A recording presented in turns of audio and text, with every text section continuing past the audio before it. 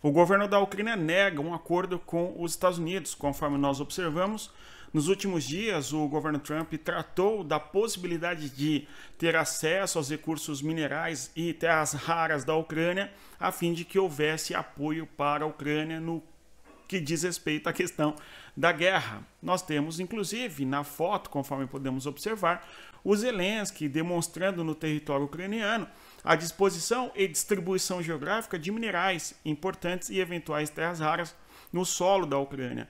Tanto é que nós tivemos o secretário de Tesouro dos Estados Unidos, que é a primeira personalidade do governo Donald Trump que viaja para a Ucrânia. Nós não tivemos que o primeiro enviado dos Estados Unidos para a Ucrânia não foi o secretário de Defesa, nem o secretário de Relações Internacionais, nada disso. Nós tivemos um secretário, o secretário de Defesa, que foi para a Ucrânia justamente tratar de questões econômicas e não eventualmente do apoio militar que a Ucrânia precisa e depende diante da guerra contra a Rússia. Ou seja, o Zelensky está observando que os Estados Unidos estão interessados sim nas riquezas naturais da Ucrânia. Eu até comentei com vocês aqui a respeito da expoliação da riqueza ucraniana, que seria feita ou pela Rússia à medida que ela avança no leste do território ucraniano, ou pelos interesses dos Estados Unidos. Porém, o que nós tivemos hoje foi a negativa da Ucrânia de avançar neste acordo, porque, segundo a Ucrânia, não está claro como a Ucrânia vai obter o apoio militar necessário e por isso, portanto, houve uma pausa nesse sentido. Hoje é dia 16 de fevereiro de 2025. Eu vou pedir a você, claro, o nosso conteúdo aqui, se ele ajuda você a compreender as questões da geopolítica, curta e também compartilhe para as pessoas que gostam de geopolítica. E então nós temos diversos assuntos a tratarmos aqui, e um deles, conforme sabemos, é justamente esse acordo diplomático e toda essa discussão envolvendo as questões da política e das diferentes visões a respeito do modo como se deve construir a paz entre Rússia e Ucrânia. Conforme vamos observar na sequência, essas questões diplomáticas. Mas antes, vamos olhar aqui a questão do fronte de guerra.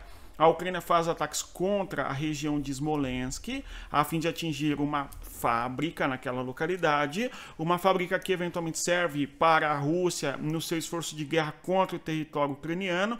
O que chama a atenção é que Smolensk está numa distância de 300 quilômetros pelo menos do território da Ucrânia, e nesta região nós tivemos, portanto, a Ucrânia atingindo com drones, a fim, portanto, de destruir, conforme observamos, a infraestrutura de guerra da Rússia que é utilizada contra a Ucrânia. No fronte de guerra como um todo, nós temos importantes ataques da Rússia nos frontes como um todo, tanto na região de Kharkiv, no eixo norte, no eixo leste, bem como no Donbass como um todo, assim como em Zaporizhia e também na região de Kherson. Então, intensos são os ataques da Rússia contra o território da Ucrânia. Inclusive, a Rússia atacou a Ucrânia com mais de 100 drones, 95 foram abatidos pelo sistema de defesa antiaéreo da Ucrânia, conforme nós podemos observar aqui nesta informação. São as informações aquela dos drones que foram eventualmente abatidos e não atingiram o solo, nenhum alvo importante na Ucrânia. Mas foram 150, alguma coisa assim, que foram lançados contra a Ucrânia, e a Ucrânia abateu boa parte deles. Nem tudo foi abatido, tanto é que infelizmente nós temos vítimas civis na Ucrânia nessas últimas horas, em decorrência de ataques que sofreu da Rússia, tá? Então, um tema importante. Agora, o que mais tem chamado a atenção na questão da guerra tem sido essa conversa de que a Ucrânia faz uma contraofensiva, tá certo, na região de Pokrovsk, e, segundo as afirmações que nos chegam, a Ucrânia conseguiu retomar uma cidade, a cidade de Pichane. Então nós temos aí um avanço ucraniano na região de Pokrovsk, que é, sem dúvida, o eixo mais importante onde a Ucrânia luta hoje em todo o fronte de guerra, porque a região de Pokrovsk é fundamental para resistir todo o esforço de guerra da Rússia no Donbass e também na região de Zaporizhia. E, segundo as informações, a Ucrânia faz uma contraofensiva em Pokrovsk e eventualmente consegue retomar uma cidade.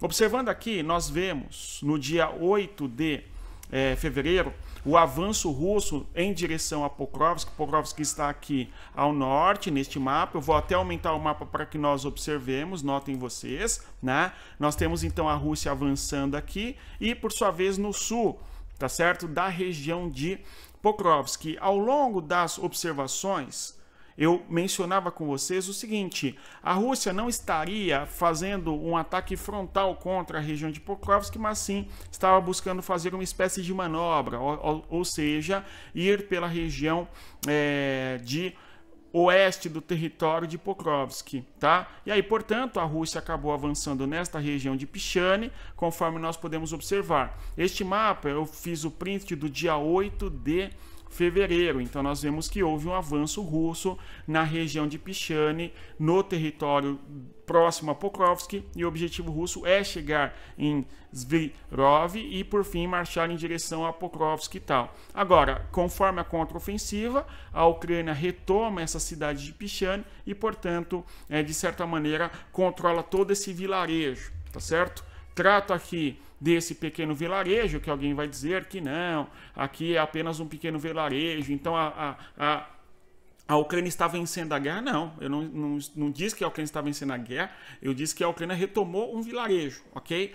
Quando a Rússia retoma ou toma certos vilarejos no Donbass, eu sempre trato aqui com vocês, tá? Vilarejos que têm, na minha concepção, importância, por conta de que a Rússia avança pouco a pouco e de vilarejo em vilarejo vai conquistando vastas extensões do território. Esse é um ponto, né? E agora a Ucrânia, por fim, fez aí esse ataque, essa contraofensiva na região e, por fim, retoma o vilarejo de Pichane. Vamos acompanhar como vai se desdobrar esse fronte de guerra na região de Donetsk, claro, próximo a Pokrovsk. Outro tema importante, conforme vamos aqui observar na sequência, é a posição geopolítica da Europa e também da Ucrânia diante de Donald Trump.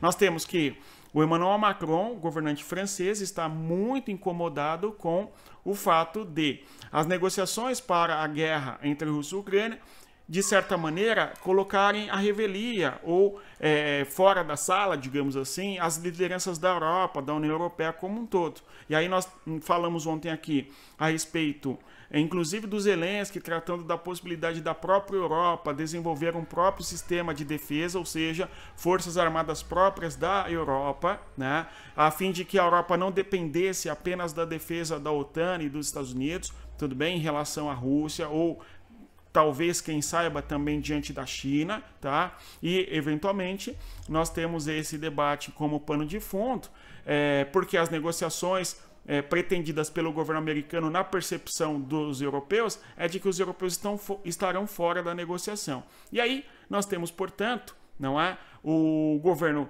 Macron convocando uma reunião de emergência, uma reunião alternativa a Munique, para discutir em Paris justamente aí a questão da guerra entre Rússia e Ucrânia. Não dá para saber exatamente como que eles vão negociar e como eles vão acordar ali alguma coisa para a Ucrânia em relação à Rússia. Vamos acompanhar. A reunião está marcada aí para ocorrer nos próximos dias. Segundo aqui as informações, os líderes europeus se encontrarão em Paris para discutir a guerra na Ucrânia. Quem já confirmou a presença foram, evidentemente, aí o Macron, o governo da Alemanha, Olaf Scholz, o governo do Reino Unido, Keir Starmer, tá? Então a gente vê que não é só liderança da União Europeia, mas também da própria Europa, uma vez que o território do Reino Unido já não mais faz parte da União Europeia. Giorgia Meloni da Itália, Donald Tusk da Polônia, que aliás é o principal país, na minha concepção, que apoia a Ucrânia hoje em termos de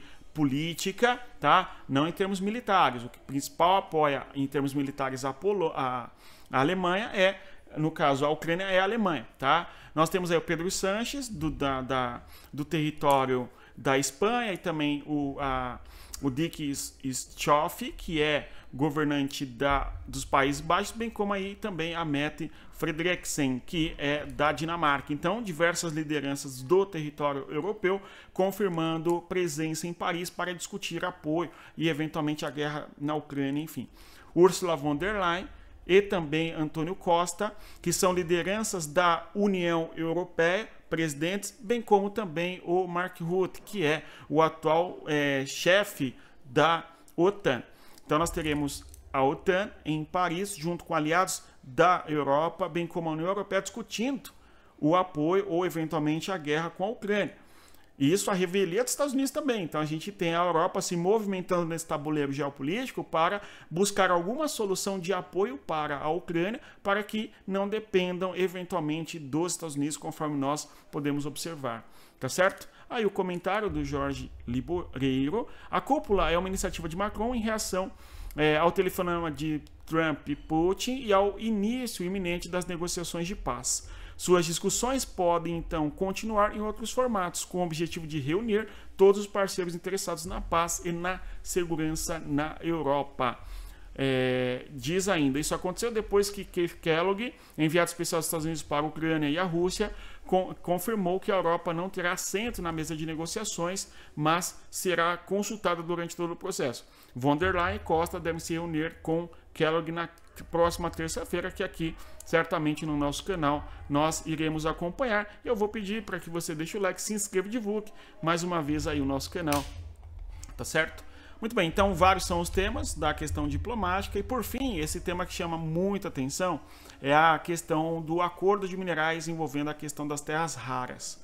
O Zelensky nega este acordo, tá? A gente vê aqui o Zelensky mostrando o mapa da Ucrânia. Eu até disse com vocês que eu gostaria de ter esse mapa, né? Ucraniano mostrando aí os recursos minerais, terras raras e coisas do gênero, tudo bem? Nós aqui da geopolítica que sabemos que para a compreensão da geopolítica é necessário 3 coisas fundamentais: a geografia, a história e a política, conforme eu aprofundo esses assuntos com o pessoal que estuda no nosso curso, por exemplo, né, de geopolítica. Bem, e aí o Zelensky recebeu, conforme nós vimos, o secretário do Tesouro norte-americano, Scott Bessent, tá certo? Aqui há poucos dias. E hoje nós temos a resposta do governo de Zelensky da seguinte maneira, vamos aqui observar. Segundo disse o Zelensky, se não recebermos as garantias de segurança dos Estados Unidos, acredito que o tratado econômico não funcionará. Ou seja, não dá para a Ucrânia fornecer as suas terras raras para os Estados Unidos, explorarem a riqueza mineral da Ucrânia, que é estimada ali em centenas de trilhões de dólares, e ao mesmo tempo a Ucrânia não ter o eventual apoio militar e a segurança militar diante da Rússia ou de qualquer outro rival inimigo na Europa e tal, né? Então, o Zelensky falando. E eu não deixei os ministros assinarem um acordo relevante porque, na minha visão, ele não está pronto para nos proteger, para proteger nosso interesse, afirmou também a agência Associated Press aí, na ocasião. O presidente ucraniano também pediu a formação de um exército da Europa, conforme nós mencionamos aqui ontem. Agora, e mencionamos hoje de novo, não é? O governo americano responde já a postura do Zelensky. Olha só, o porta-voz do Conselho de Segurança Nacional da Casa Branca, o Brian Hughes, afirmou em um comunicado que o presidente Zelensky está com visão limitada em relação à excelente oportunidade que o governo Trump apresentou à Ucrânia. Não, a expoliação é assim: nós vamos apoiar você e você nos fornece a sua riqueza natural. Pode ser? Pode ser. Mas o apoio não virá agora porque nós precisamos cobrar a dívida do quanto nós já apoiamos vocês. Então, assim, não dá, né? E talvez seja por este motivo que o Zelensky se distancia um pouco. Isto é, quando o Trump fala sobre a questão das terras raras e assim por diante, o Zelensky falou: não, vamos conversar, tá? Eu até reitero. Quando nós vemos o modo como os Estados Unidos condicionaram o apoio à Ucrânia, tá certo? Através do acesso às riquezas naturais, dos recursos minerais, energéticos, sejam lá quais forem as riquezas da Ucrânia, eu disse que era expoliação, tá? Que era uma riqueza, né? Aliás, uma exploração disfarçada de ajuda, tá certo? Alguns disseram que não, que a Ucrânia precisa também contribuir no esforço de guerra. Ok, mas os apoios que a Ucrânia receberá realmente serão suficientes para que eles se defendam? Pelo que nós estamos observando, no atual cenário, não. Mas, quem sabe, isso pode mudar. Vamos acompanhar os próximos capítulos, tá? Um assunto importante, eu pretendo fazer um vídeo aqui com vocês tratando das eleições na Alemanha. O partido AfD, que é o partido que tem ganhado uma projeção importante, sobretudo por conta da perspectiva nacionalista alemã e com uma visão eurocética, é um partido que tem se posicionado contrário ao apoio que eventualmente a Alemanha dá para a Ucrânia, tá certo? Vamos acompanhar se esse partido vai ter algum desempenho relevante. E uma curiosidade, porque estou comentando, o Alexander Dugin, que é um intelectual russo que discute as questões da geopolítica, sugeriu que os alemães votassem eventualmente nesse partido, né? Que é um partido que aqui no Brasil é muito comum ser associado a extremismos e à extrema-direita, coisas do gênero, né? E o que fica claro que uma visão na Europa é muito comum junto a certos partidos nacionalistas, sobretudo da direita, de que o modo como a Europa apoia e tem apoiado eventualmente a Ucrânia é algo não tão positivo, né? Mas ainda é cedo para nós sabermos como que vai funcionar a Alemanha após o processo eleitoral. Talvez a AfD nem tenha condições de chegar ao governo, mas vamos acompanhar. Pessoal, se você chegou até aqui, eu agradeço a presença. Reitero a você que deixa o like, se inscreva no canal, divulgue o conteúdo para as pessoas que gostam de geopolítica. Bons estudos, respeita a geografia, até mais. Tchau, pessoal.